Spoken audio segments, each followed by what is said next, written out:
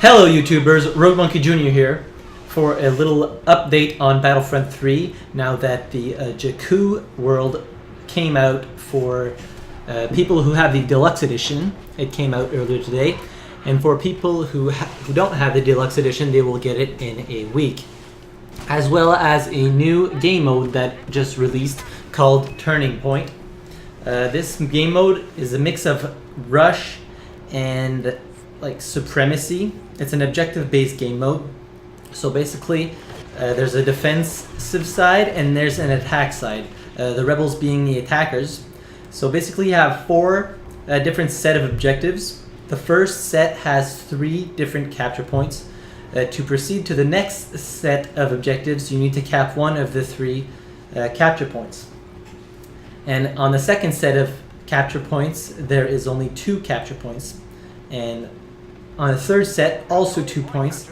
And on the last set, there is a single capture point. You have a certain amount of time to capture each objective base. So at the beginning, you start off with 6 minutes to capture the first objectives, well, one of the 3. And after capturing successfully one of the 3 objectives, you move on to the next base and until you reach the final capture point. The only way for the rebels to lose this game mode is to run out of time. And for them to win is to capture all of the objectives. This game mode is more infantry focused. There are few vehicles, ATST and flying vehicles.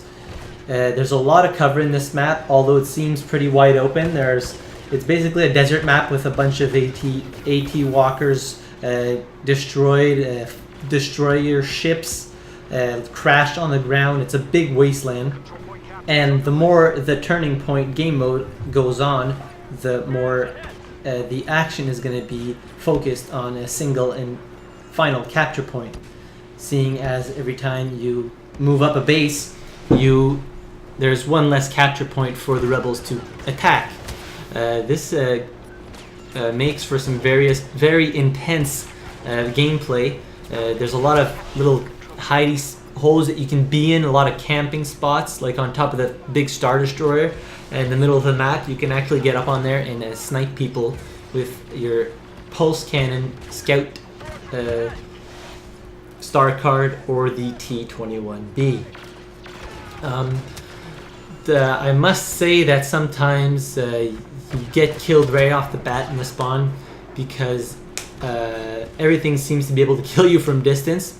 And being on the Imperial side, and on the first base that the rebels have to capture, you can camp on top of that Star Destroyer and you can just see the rebels from as soon as they spawn in.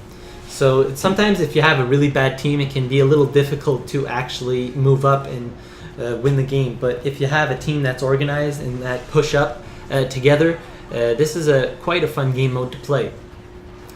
Along with this Battle of Jakku DLC, which is free for everyone who bought the full release of the game, there is the new map in every game mode. In the larger game modes, there is the same map that is showcased in Turning Point, and in the smaller game modes such as Heroes and Villains and Blast and Drop Zone Cargo, it is a smaller version of the map that we do not see in the big map. This Turning Point game mode is a 20 versus 20 game mode, and there's a lot of action all the time. If you die, you jump right back into it. In this game mode, there is also the hero pickup available if you can find it. This makes for some very interesting gameplay, seeing as there's so many little hidey holes to be in that this is just a big clusterfuck pretty much. I played the map on Walker Assault and Supremacy. I feel as if on Walker Assault it's kind of a little bit more one-sided because of the walkers, the AT-ATs.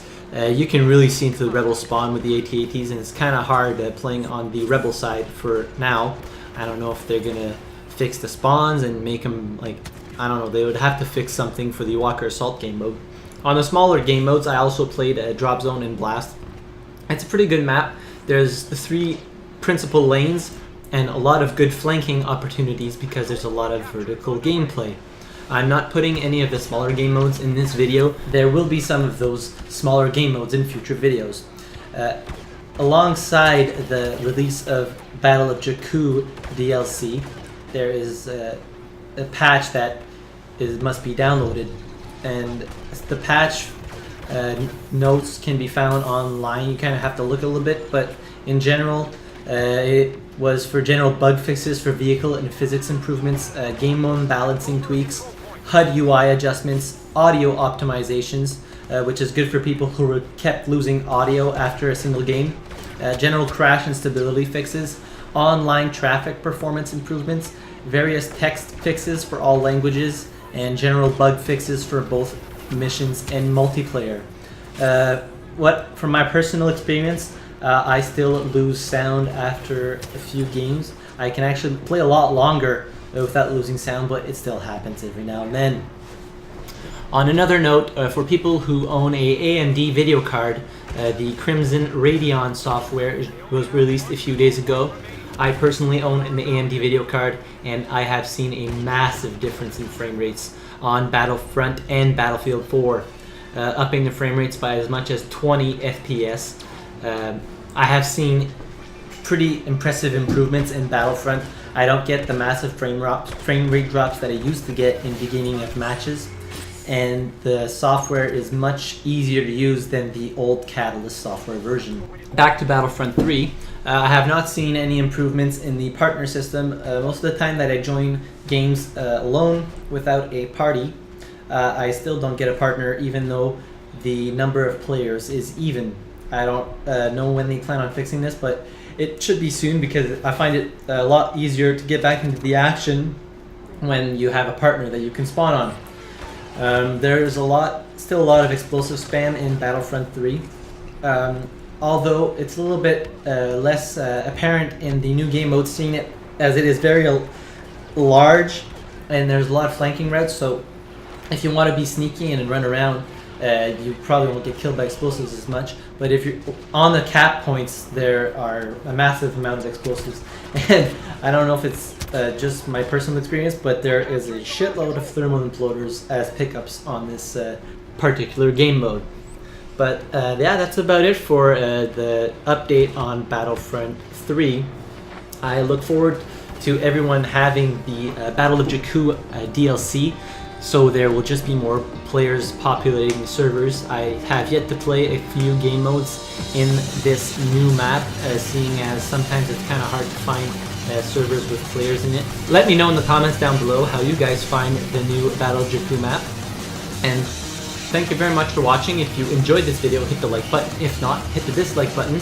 But until the next video, have a good one.